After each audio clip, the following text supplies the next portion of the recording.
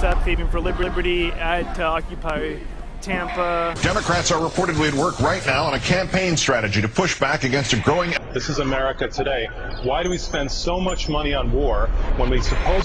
All right, everybody, we're back, and we're with none other than the notorious, famous Mogam guru, Richard Doty, a former newsletter writer, and he's in the many documentary films, one of the classics, Why Silver Right Now, also my film, The Liberty Option. But thanks for joining us. Thank you.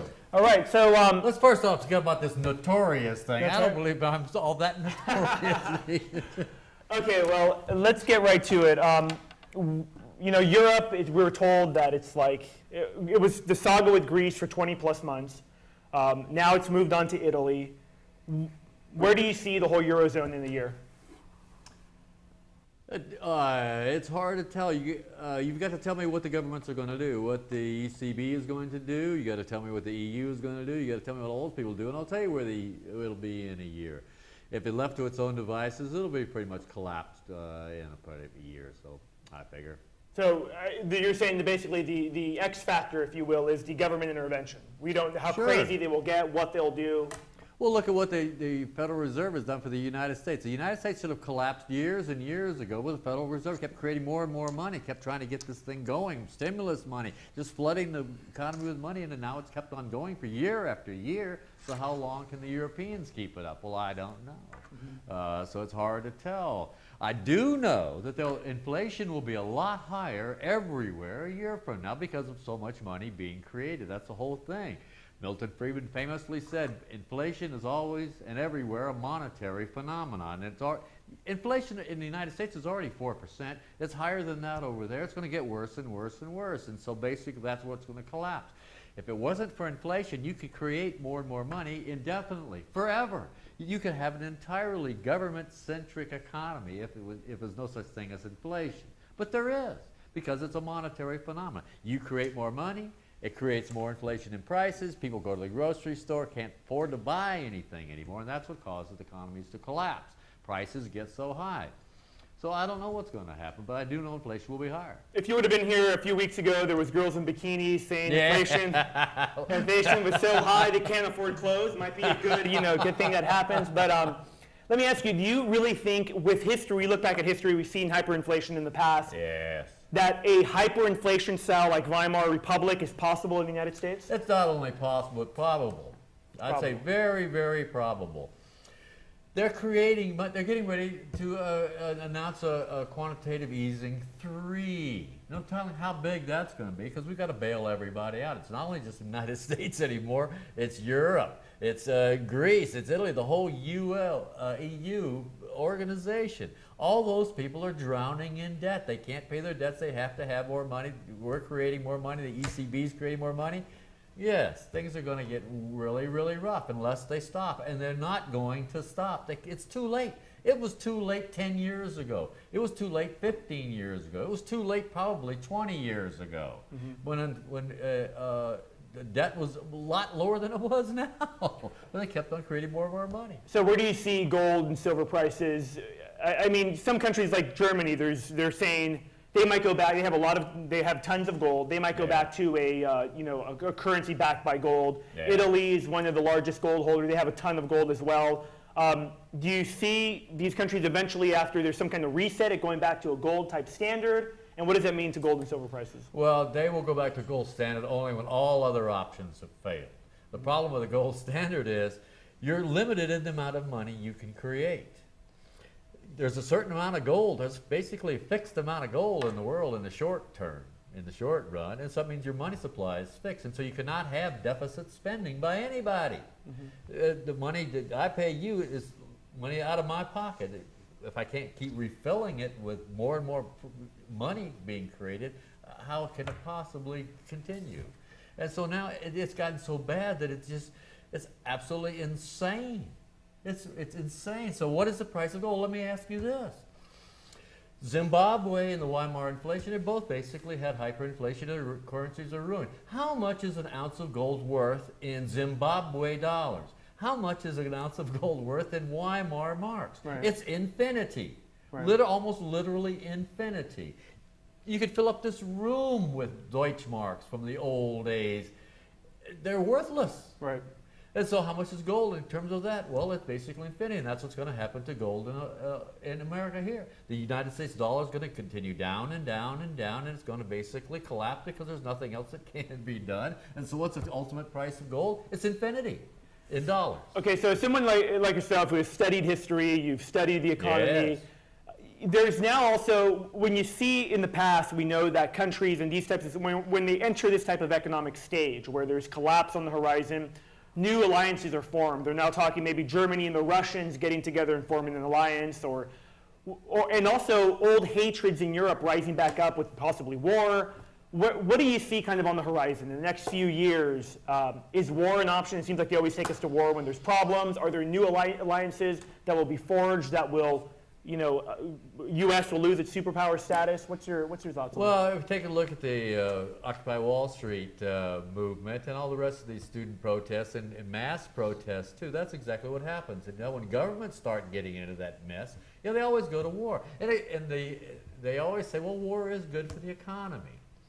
The United States government will buy lots of material, war material, airplanes, bombs, tanks, and whatnot, and all that money goes into people making bombs and guns and tanks. And so, yeah, you can make an argument, yes, it is good for the economy in the short run. Of course, it's completely disastrous in the medium term and long term. Right. But, yeah, so alliances can be formed as people start clutching at straws. Yeah. That's what they're going to do. They're going to clutch at straws. Anything.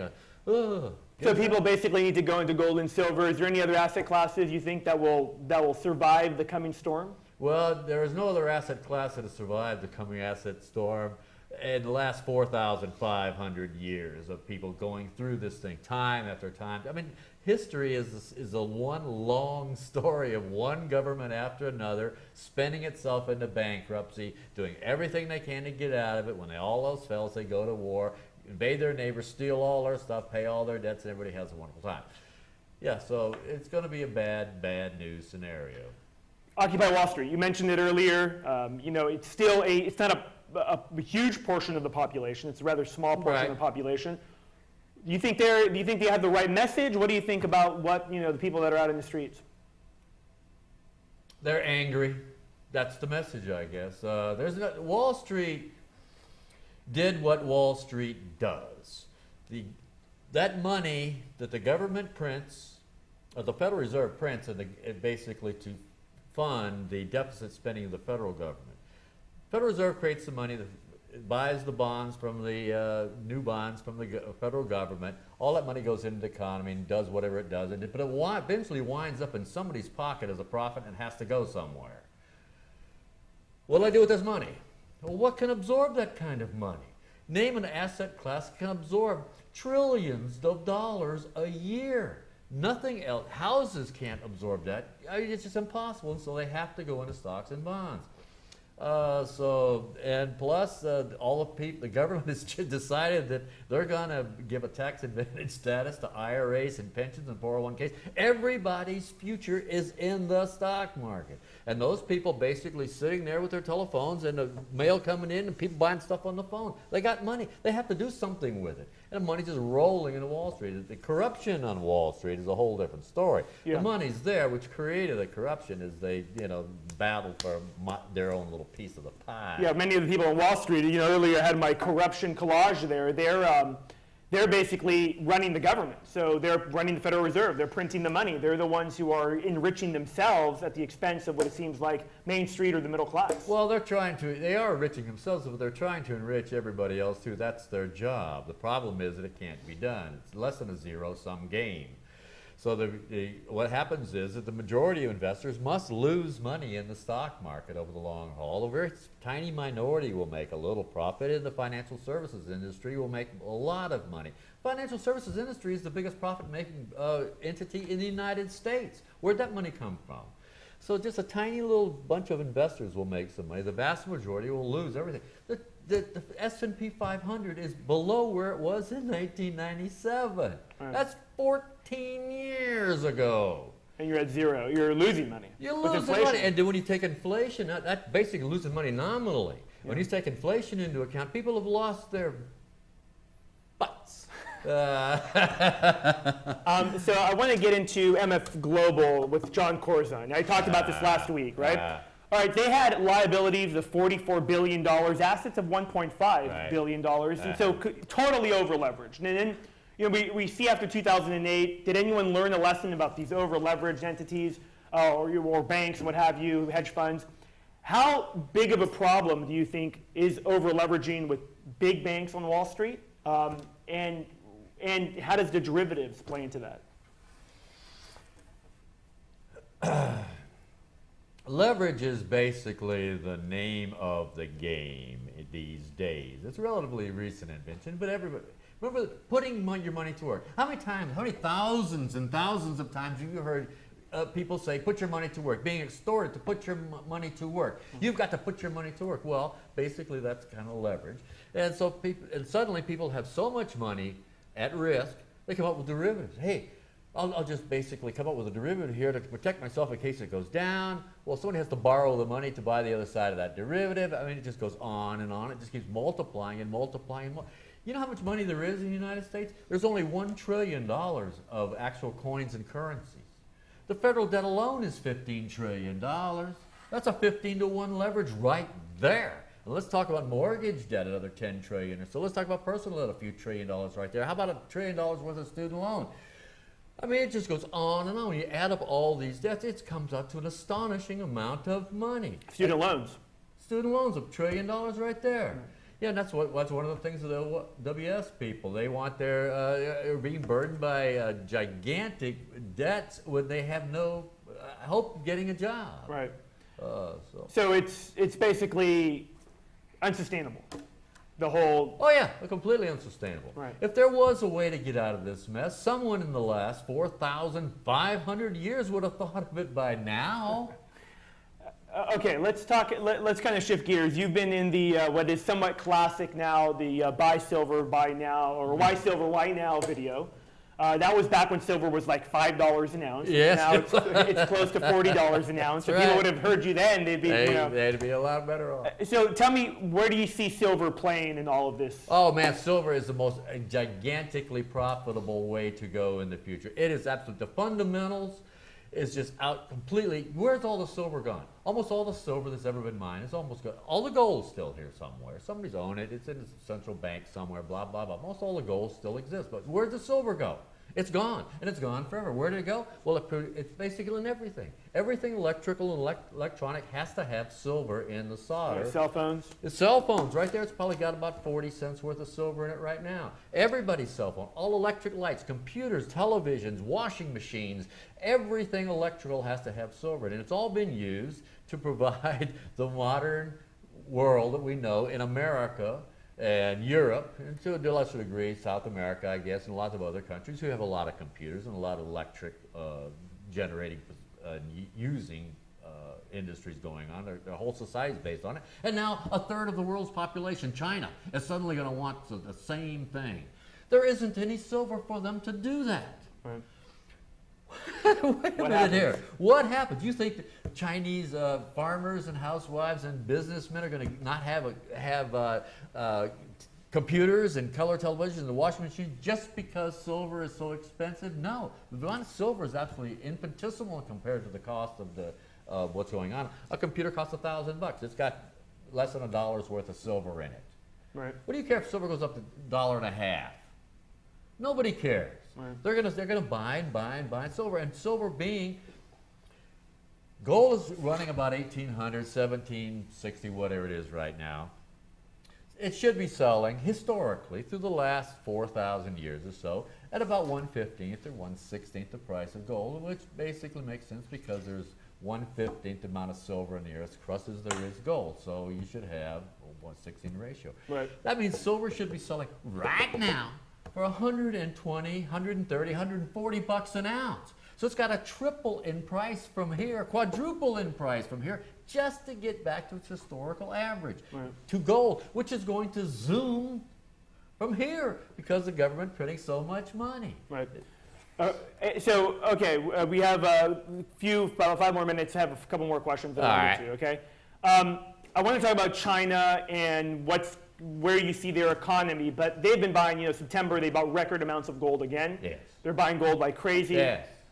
Do you believe it's to have a gold-backed currency that they're going to kind of come out with all of a sudden? I would, were I the Chinese leadership. What will happen if they have a gold-backed currency, gold standard yuan or renminbi, whichever you prefer to call it, their currency instantly becomes strong. Everybody trusts it. Hey, you can basically change that currency for gold anytime. So, man, we're not going to be in any problem here. The United States currency is based on the faith and credit of the United States. It's not based on anything tangible anymore. But you let a gold-backed Chinese currency, it would become very strong. That means all their imports of all this silver and wheat and corn and everything they import will go down in relative price because their Chinese currency will be so strong. Everything will be dirt cheap for those people, so they'll be able to hold inflation down in their country no matter how much money basically they print. Because they have gold backing to it, and they keep getting gold backing to it, they will be stronger and stronger, so the cost of imports via the exchange rate will become cheaper and cheaper and cheaper. What's better for a country than providing your people with cheaper and cheaper stuff? Sure. So what's the future of China? They're going to take over the world. The Chinese government is actually encouraging their citizens to collect gold, and the Central Bank of China is also collecting all the gold they can. They no longer export any gold. They're the biggest gold producer in the world, and they are no longer exporting any of it. They're holding it right there, building up gold reserves, building it up, building up, building it up. And so, yeah, I think that they basically would. Whoever has the most gold wins, basically, at the end of the day. Yes, they will win because their currency will become strong and everybody else will become relatively cheap. Well, look at what happened to us. We went off the gold standard basically, officially, I guess, in 1971 when Nixon severed the gold dollar standard. Right. And the dollars collapsed to practically nothing. Right. Why? Because that suddenly frees the government to create more and more money. They don't have to have gold backing for their dollars anymore. So they're free to print zillions and zillions of dollars, which the United States government has done. The big problem is there are 310 million people in the United States, men, women, and children. Only about 130 million of those people actually have jobs. That's how big the employed workforce in the United States. And only half of those work for a business that actually turns a profit that can pay a tax. Half the population, the working population in this country works either for a government, federal, state, or local, a school system, a nonprofit agency, or some other government-sponsored enterprise, GSEs. They're everywhere. Right. So half the people in this country make no profit with which to pay taxes, which to pay all this debt from the United States. There's only 65 million of us. Unsustainable.